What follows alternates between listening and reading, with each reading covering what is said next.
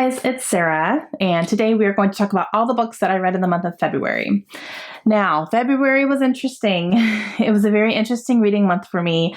I started feeling very slumpy towards the end of the month, and I think that I really found myself this month trying to do too much, and it caught up to me. Sometimes I try to do too much, but I can still make it work. This month I couldn't do it, and I had to have a really honest conversation with myself about, Sarah, you're doing too much. You're putting too much pressure on yourself. Stop it. So I stopped it. I did have to back off a little bit on a couple buddy reads I was doing, and not stopping them, but, just kind of taking a little bit of a break so I could catch up on some other things. And I really just had to stop and slow down a little bit because I was starting to get burnt out and I could feel a slump coming on, and I didn't want to get into a reading slump because then I wouldn't be reading anything. And it really actually started affecting my reading experience. When I sat down to read, I wasn't enjoying it as much. Not that I wasn't enjoying the books, I wasn't enjoying the experience because I felt too much pressure and just, I have to get to this part and I have to get to this page and blah, blah, blah, blah, blah. And I wasn't enjoying it. I was thinking more about how much I had to read versus what I was reading and just enjoying the story and letting it carry me away, which is why I read. So I had to check myself, and I did. And now I am, I didn't finish books when I wanted to, but when I'm picking them up right now, I'm enjoying them a lot more. And that's the whole point of reading, right? So, all right. That being said, that means I failed my Historathon. I did not get a single bingo, and that's because I didn't finish The Fountains of Silence. I did start it. I'm currently reading it, and I am enjoying it now.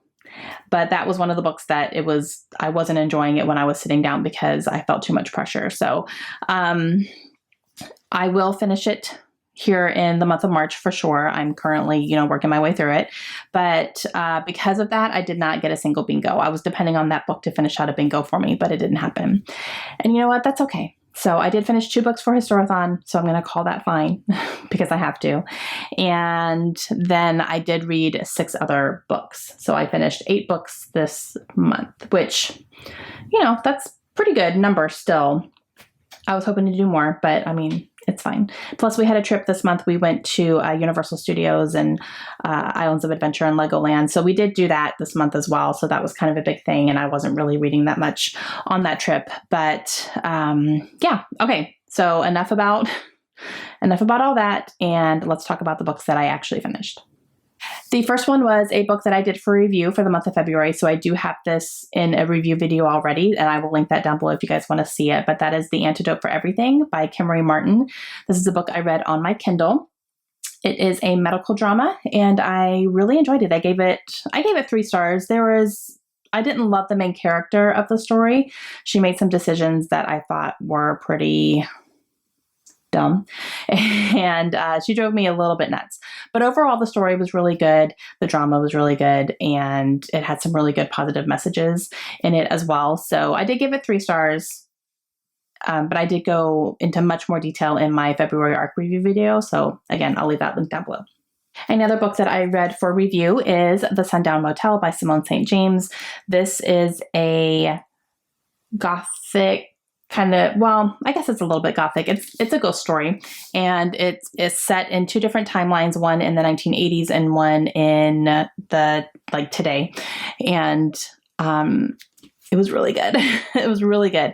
It follows a girl who is trying to track down some information about a family member who passed away. Or it's assumed that she's passed away. A body was never found. She basically disappeared in the 80s at the Sundown Motel where she was working on the night shift and was never heard from again. No one knows what happened to her. There's no evidence of anything. And so in 2017, I'm going to double check. Yes, in 2017, this girl, it's her aunt who had passed away. And so she is going there to try to figure out what happened to her and see if she can kind of investigate some things. So there's a lot of unanswered questions. It's always been something looming over her family. So she goes there to try to figure some things out and discovers a Sundown Motel, which is still open. This was so good, you guys. I can't. It was so good. It was so creepy. This book legit scared me in a couple of spots. I was intrigued the entire time. I was guessing the entire time. I was just, you're watching her unfold these things and you're trying to unfold them with her. And it was so good. This is my favorite book of the year so far. Hands down. Loved it, loved it, loved it. Loved it. 5 stars. And then I read The Light After the War. This is by Anita Abriel. This was also for review. So again, I've already talked about this one, but this was one of the historical fictions that I read for Historathon. And this one follows 2 friends who survived World War II together. They actually end up escaping a train that is heading for Auschwitz. They end up being able to legitimately jump off the train and save themselves. They spend some time hiding out in a family's barn in Austria, and then they are released after that. Not released, they weren't prisoners, but they were able to live openly after that when the war was over. And so you see them trying to build their lives and figure out, how to survive basically. And they're really young women by themselves. And so you follow them over a number of years. And it was really good. I really enjoyed it. I like the main characters a lot. And I love their friendship and the loyalty that they have to each other. And, where things were going, I really enjoyed it a lot. So it was really good. I gave this one 4 stars. The next one that I read is Our House by Louise Candlish. This is one that I read on my Kindle, and this was a 5-star prediction for me, so I'm not going to tell you what my final rating was for it quite yet, but I did listen to this one on audiobook. So I had it on my Kindle, and then I also listened to it on audio, so I kind of went, sometimes I read along while I was listening, and sometimes I just listened. But this one follows a woman who arrives at her house to pick something up because she forgot something, and realizes that her husband has apparently sold the house out from under her without telling her, and she's really confused about what's happening. And they have a really unique living situation at the time because they were separated. And so it's her trying to figure out what's happening because she has no clue. She doesn't even know where her husband is. And it's her just trying to figure all these things out. And you're getting her perspective. You're also getting her husband's perspective from a journal. So his is told in journal form because it's something that he had written out. And so it goes back and forth. And I really liked it. It was really good. It kept me on my toes. I wasn't really, I wasn't fully guessing anything that was happening. And it is like a mystery you're trying to figure out, what happened and why he did this and all these things. You learn a whole lot about him along the way for sure. And I really enjoyed it, but I will give you my rating when I do the 5-star follow-up later on this month. The next one that I finished is one that I think I started in December. That's The Fiery Cross by Diana Gabaldon, which is book number 5 in her Outlander series. And I wanted to definitely concentrate on it this month so that I could watch the TV show because the TV show just started and it's based on this book. So I definitely wanted to make sure I did that, and I did. And I really enjoyed this one. These books are really good. They are very long though. Very, very long, pretty dense. That's why I listen to them. I think if I were physically reading them, it would take me a lot longer to get through them. But I do enjoy the narrator. Davina Davenport is her name, and she's fantastic. So I really enjoyed it. A lot happens in here, and there's a lot of, if you watch the TV show or have read the books, there's a lot of Bree and Roger in this one, and I really, really like Bree. She's becoming one of my favorite characters in this book. And she has some really great scenes in this one that just made me go, yes. So I really enjoyed it. And I'm really excited now to start this season of the TV show now that I can.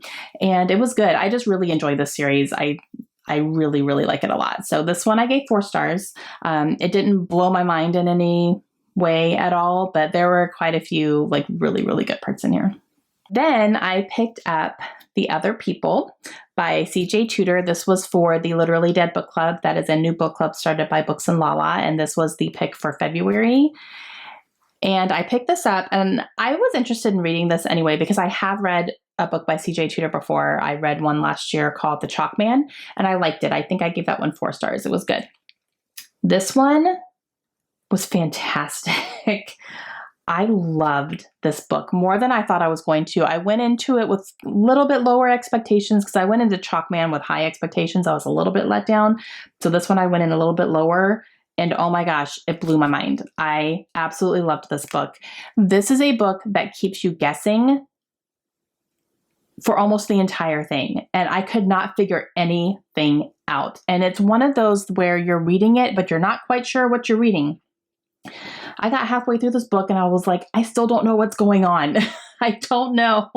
Like, I can't even describe this book right now because nothing, like, it's a slow burn. So it takes time for things to get pieced together. But once they start getting pieced together, I would end chapters and just go, what? Oh my gosh. And then I had to keep going to see what else was happening. So it takes a little bit to get there, but it was so worth it. And just, she keeps the pace enough that it keeps you interested while you're reading it. I was never bored throughout the entire thing, even though I didn't really know what was going on. It was great. Okay. I haven't even talked about what it's about. I'll tell you how the book starts and then just leave it at that. The book starts with a man who is married and he has a daughter. He has left work and he's trying to get home. He's sitting in traffic. And in the front, like at the car in front of him, he's sitting behind, this car in like bumper to bumper traffic. And all of a sudden a head pops up from the back seat of this car and looks directly at him. And it's his daughter. And it's a car he's never seen before. His daughter's supposed to be home with his wife, so he doesn't know what's happening. And he's looking at her, and she says the word daddy, like through the glass. She mouths it almost, or I'm sure she said it. And then a hand comes up and pushes her head back down. And so he's trying to figure out, like, wait a second, I'm pretty sure that's my kid. What's going on? Who are you? Why do you have my child? And it goes from there. That's all I'm going to say. It was so good, you guys. I was really, really impressed with how she was able to keep me interested without telling me much of anything at first. And I was still interested in trying to figure out what was going on. And then it got to a point where I did not want to put it down because things started getting revealed and revealed and revealed. And there's a lot to reveal. There's a whole lot of like different little things and you're trying to figure out how these things intersect. And it was good. Really good. 5 stars. Total surprise. Wasn't expecting to give it 5 stars. So I'm really interested to see what Kayla and Gabby think about this. So I'm going to try to watch their live show if I can. But yeah, really, really good. The next book that I read is another 5-star prediction. So I won't give you my rating just yet, but that is Regretting You by Colleen Hoover. I finally read it. This is one that I have been wanting to read since December when I bought it. So finally read it.